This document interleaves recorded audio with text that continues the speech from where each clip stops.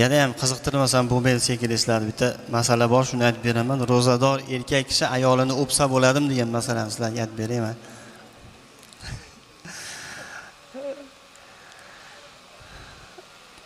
Chunki o'sha orqa taraf tinchimayapti nimagadir. Xo'p. Ro'zador erkakka ham, ayolga ham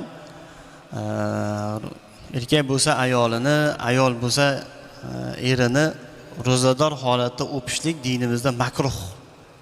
Makruh amal, yaxshi bas.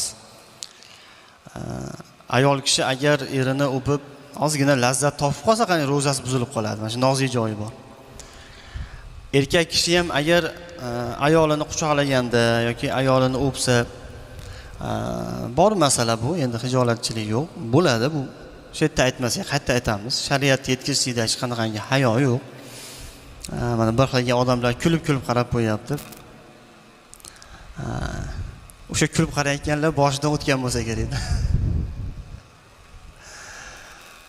Erkak kishi ayolini o'psa ham ozgina lazzat topib qolsa, ro'zasi buzilib qoladi. Ehtiyot bo'lish kerak.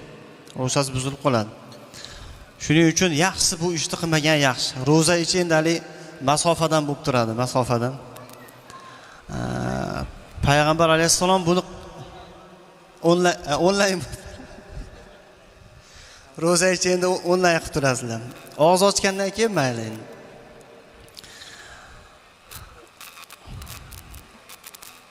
Payg'ambar alayhisalom lekin ayollarni o'pgan ekanlar. Ya Rasululloh, bizni qaytarardingiz. Mana o'zingiz ro'zador bo'lib turib shu ishni qilyapsiz-ku deganlarda Payg'ambar alayhisalom aytdilarki, "Men nafsimni tiyib olganman" dedilar. Qarang. "Men nafsimni tiyib olganman. Sizlarni bu narsadan qaytaraman" dedilar. Chunki bizni nafsimiz, bizni shahvatimiz Payg'ambar alayhisalomchalik basda. Payg'ambar alayhisalom nafslarini, xohishlarini xohlagan vaqtda to'xtatib olishlari mumkin, lekin siz bilan men unaqa emasmiz.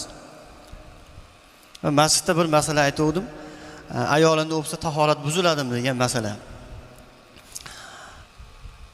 Hatto shuna hadis keladi, qarang. Payg'ambar alayhisalom har jamoatga chiqayotganlarda ayollarni bitta o'pib chiqardilar degan masala bor, qarang. Mana shu masala, mana shu hadis dalolat qiladi nimaga? Ayolini o'pishlik bu hech qanaqangi tahoratni nima buzmasligiga dalolat qiluvchi hadis. Shuning uchun masjidda bir sal odamlarning kayfiyatini ko'tarish uchun shunaqa deganim esimda bor edi. Bemalol jamoatga chiqayotib, ayollaringizni o'pib chiqsangiz bo'laveradi. Payg'ambar alayhisalomning sunnatlari ekan bu ham. Shunga o'xshab mana bu yerda dalil borki, ro'zador holatda ham hatto Rasululloh bu ishni qilganlar. Lekin siz bilan menga bu ish makruh.